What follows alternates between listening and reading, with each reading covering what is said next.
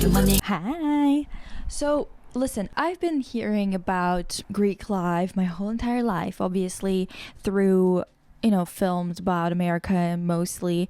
And I have always found it extremely confusing because I've been raised in a few countries. I did go to high school in North America. I did go to university in North America. The difference is, I went to Canadian schools. So our Greek life, if we have it, it's not as intense, okay? No one is like super serious or crazy about it, okay? So to me, it doesn't seem like it's supposed to be a big deal. I just don't understand why it even became such a big thing. I've always found it confusing as hell, I'm not gonna lie to you. I didn't even know why it started. Today, in this video, we're gonna be looking at their fashion mostly, okay? Because I got questions. As a European Canadian, I got questions, okay? Because what the hell is going on there? So one of the biggest things that I do not understand is why it's called a Greek life. What do the Greeks have to do with this? I'm sure that they're not happy about this because what the hell do they have to do with this, and why are they supposed to be in any shape or form related to this? I know that this is a big topic. There's a lot of things that are at play here. Obviously, the fraternities, whatever, were started in 1776. It was at a time when a lot of things in America were fucked up. I'm not going to be getting into the dark side, of fraternities or whatever the hell, because first and foremost, I do not know enough. This is me trying to understand what the hell is going on, mostly. But also, there are better videos about it. I'm going to link one that I've watched by Miss Kim.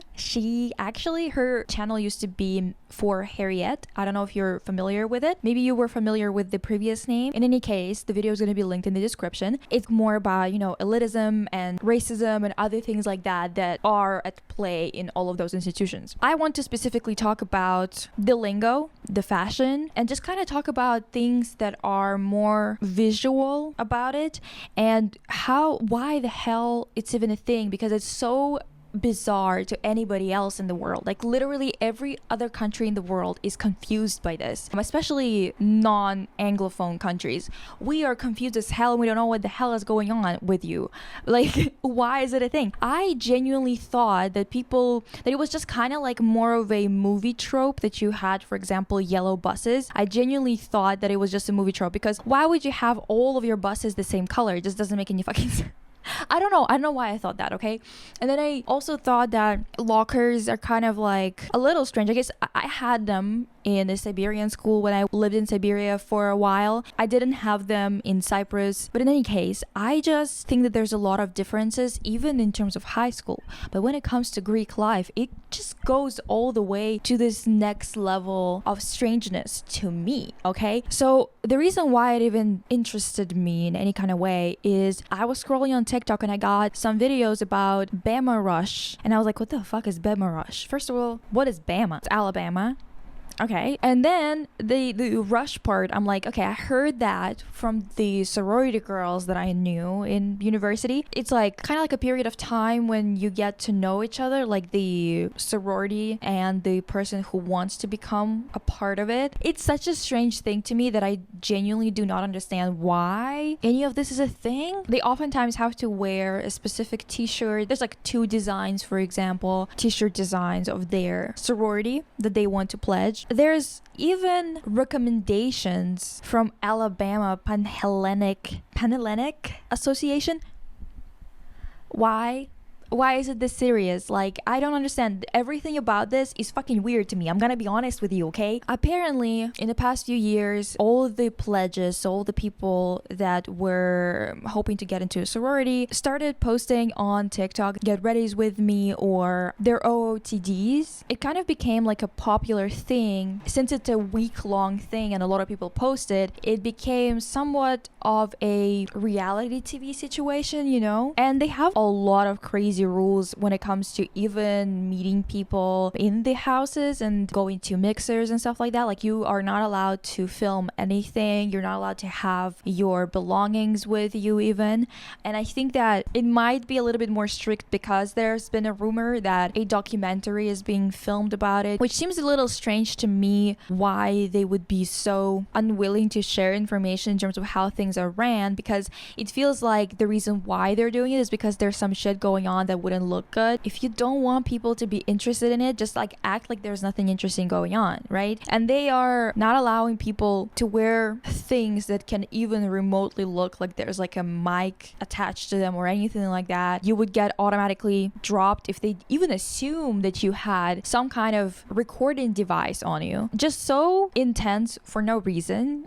And obviously there's a lot of benefits to being in a sorority or whatever. It's just kind of like an unofficial club of people who have $4,000 to $5,000 to spend per semester on just the fees to be a part of the group, not accounting for all the other bullshit, and people who just have a lot of time on their hands. So people who do not work, who can afford to not work while they're in school, rich kids. It's kind of like trying to get a bunch of networking opportunities with people who are also in the same tax bracket as you are. So it is elitist as hell, okay? Like, it's not a cute situation. Obviously there's a lot of people who are interested in those videos, right? Like, otherwise they wouldn't be made at such a scale. It's just way too weird, dude. The outfits and everything, we get kind of a lot of outfits that seem a bit strange to me because it reminds me of my school experience, because the fashion is just so middle school. It's just everything about those outfits seem like it should be in 2023. And this is the strange part, that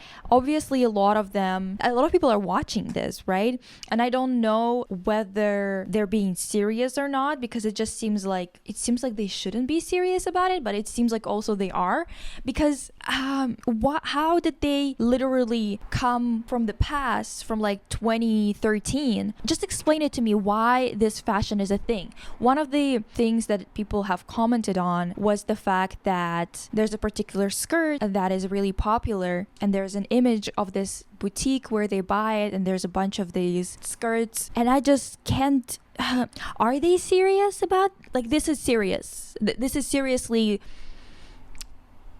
considered fashionable? I mean, I'm just so confused as to how their hairstyles, everything, it's like it's 2013. Why is everyone wearing Golden Goose? Everybody. What's up with David Yurman? Like, every fucking person? Seriously? Why? And Amazon. It's also so strange because it's like, okay, well, you can afford David Yurman. Why are you buying Amazon shit? Like, I feel like we agreed on the fact that you should only buy from Amazon if you can't afford anything else.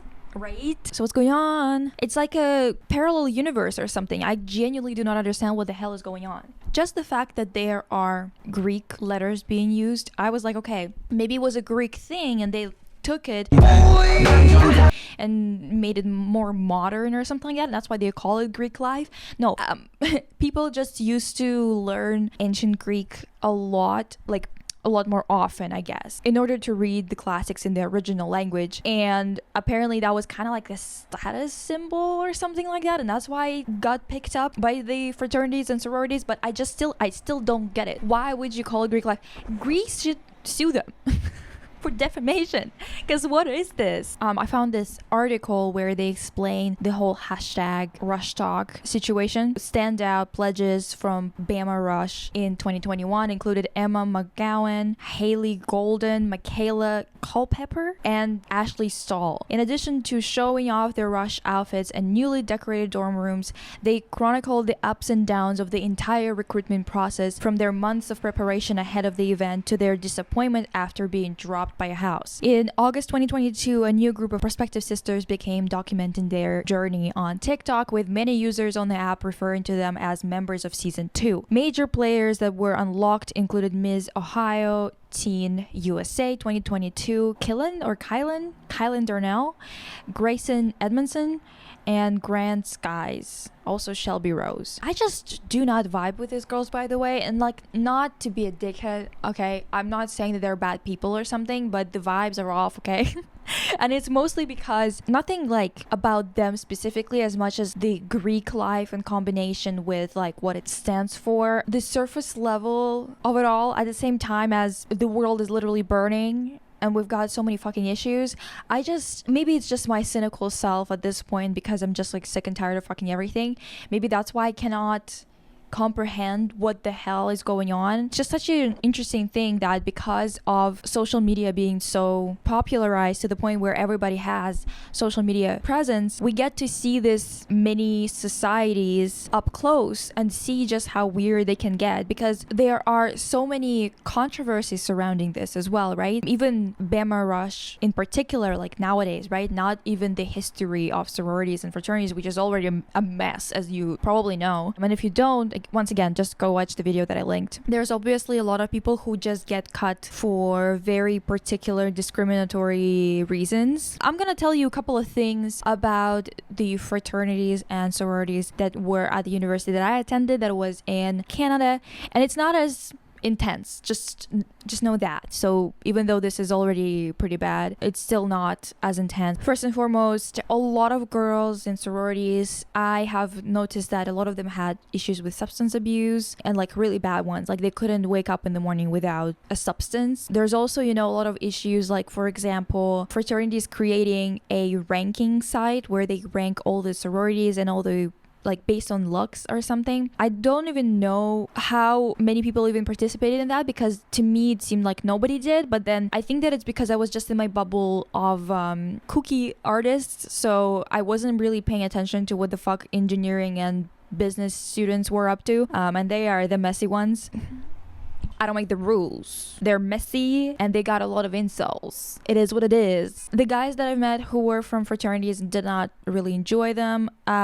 But when have I ever liked a man? And even though I read a lot about it in the past few days preparing for this, I still don't get it, okay? Because it seems like it is such a big thing, but it's also just so much resources, and it seems kind of wasteful. And even though people keep on saying, oh, they're doing, like they do philanthropy and whatever, and it's like, who gives a fuck? Who gives a fuck? They're upholding, with the way that they're structured, with the way that their networking is set up, especially in America, these things are created to uphold the structures that have been created centuries ago, and those structures benefit a very particular group of people, okay? And this is the reason why, no matter how much philanthropy they do, they still contribute to a lot of issues, because every single person who goes on to do something later, they are clearly there to keep the system, which is the problem, from being changed. Also, the brands that they like, for example, Kendra Scott, apparently not cute jewelry. I mean, it's just like a very, very, very typical, and it probably costs about fucking $2 to produce, and then they ask for $200 for them. Not interesting, not at all. But I guess, once again, considering the outfits and the whole 2013 ification of the whole thing, it makes sense that they would be into this kind of stuff. I'm glad I got some wine for this, because this was boring as shit, and like it still doesn't make sense to me. It still doesn't. I'm sorry. I had multiple conversations with mostly fraternity bros that were trying to explain to me why it was such a good thing to be in a fraternity, and I just don't give a fuck. I don't. I included some videos with the outfits or whatever. I covered the faces because it doesn't matter who they are, okay? Specifically, they all dress exactly the same, so it doesn't really matter. Explain to me, how is it possible that they're kind of like just a perfect time capsule for 2013? The whole Bethany Moda thing, I don't think I can pronounce her name properly, honestly. My accent gets in the way. If you have a good explanation for this, let me know. But in my investigation of reading about it, watching multiple videos that are like hour-long videos of people explaining what the whole process is, I still do not understand why it's such a big thing, and why people want to participate in it, and why the fashion is so abysmal. That specifically is the real tragedy here. It's so bad. Whatever. I'm sure some of them are nice girls though, right? So I think, have a good day. I'll see you soon. Bye.